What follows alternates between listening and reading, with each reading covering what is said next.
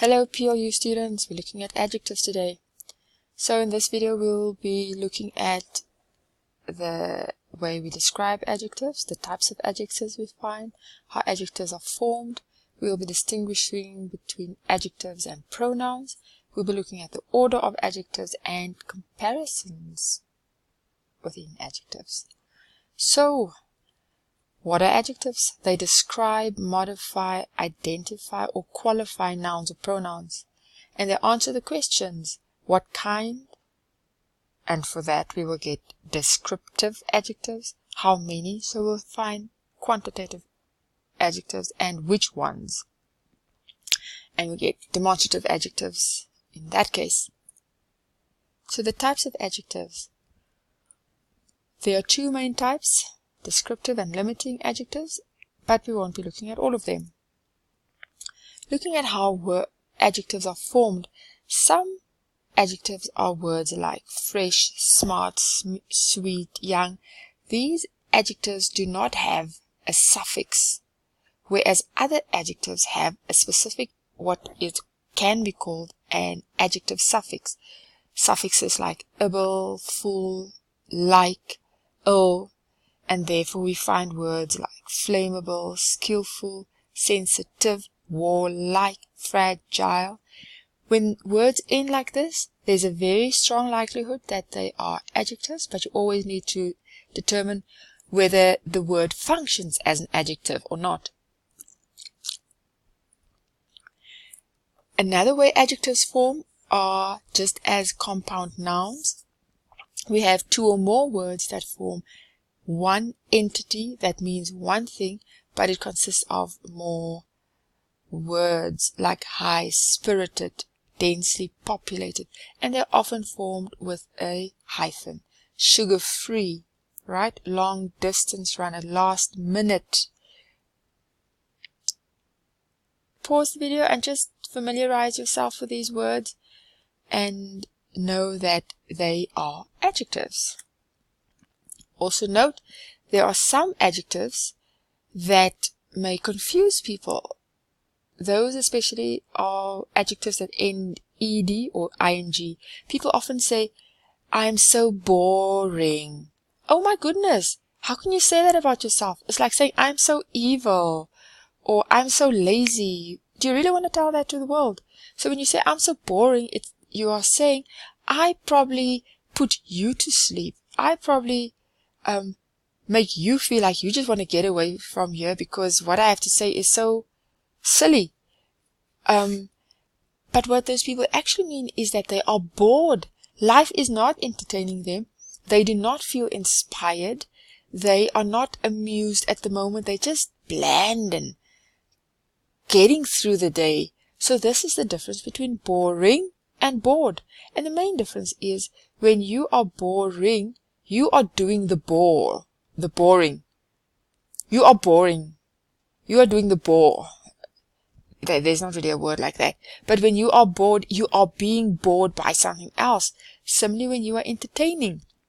The entertaining cat is jumping up and down and running around and spinning around her own tail, which is leaving the girl entertained. Alright, so go through these words and see how you possibly use them incorrectly, or that you definitely use them correctly. Recognize what the difference is here. So with the ing words, we have the confusing sentence, the disgusting dog, the fascinating bird, the inspiring speech. These words attribute the action of the noun as a characteristic of the noun, right? The person is behaving in a charming way, and so the person is described as charming. The person is puking and swearing, so the person is described as disgusting, the disgusting little toddler. Shame. Whereas when the man is disgusted, then it is because the little boy is throwing up and swearing. So this ed is when the effect of the outside world is thus on the noun. The noun is disturbed. The noun is embarrassed. The noun did not do something embarrassing. Her embarrassing behavior. Right? So please look at this and use it correctly. Now, when we have words like I, you, and she, we often think they are pronouns. So when we get to words like my, your, our, we think they are pronouns as well. The difference between a noun and a pronoun is that nouns are preceded by adjectives. So when it is her hair, her actually functions as a possessive adjective. Her new hair, we have the adjective her, the adjective noun, the adjective new, and then the noun hair. So, is the word followed by a verb? Then it's a pronoun. Is the word followed by a noun? It is an adjective. Therefore, we have these are my shoes, with my being a possessive adjective. In the same way, we have demonstrative adjectives and pronouns. When the word that may look like a pronoun, here, there, this, that, not here, there, but this, that, these words are nouns, are adjectives or pronouns, depending on whether or not they are in front of a noun or a verb.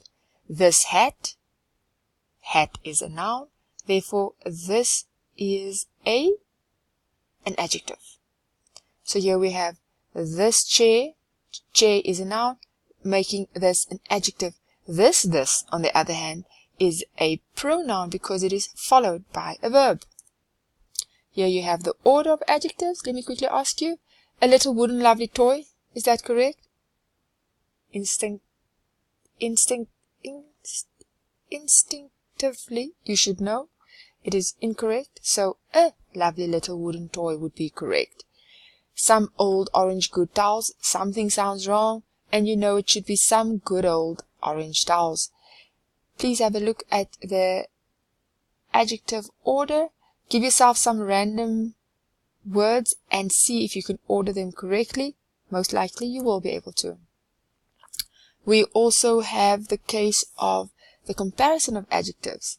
Unlike adverbs, no, actually we do find it adverbs as well. So with adjectives, you have the positive adjective, like big, the comparative when we compare two objects or persons or places, then it's bigger. This one is bigger than that one, but this one is the biggest of all 20 or all million. This is the superlative. Here are some rules. When it is one syllable, it goes ER for comparative, bigger. When it is one syllable, we get biggest, we add EST. But there are adjective differences, but we trust that through your schooling and reading and listening, you would have picked up on these. Important to indicate though is that when you have 3 or more syllables, you add more to your comparative adjectives and most to your superlative adjectives. You don't say, of all 20 of them, she is the creativist. We also have irregular adjectives like good, better, best, little, less, least. Just something to point out. In most cases, the 2-syllable adjectives, as I showed you here, when it's the comparative, get ER suffixes, and the superlatives get ES suffixes. But in some cases, for the comparative, we get more honest, although it only has 2 syllables. Similarly, we have most honest, even though it's only 2 syllables. But beyond that, 3 syllables usually gets more and most. This is the end. Please have a look at this website if you want any more information on adjectives. Otherwise, come to class and let's practice and get down on adjectives.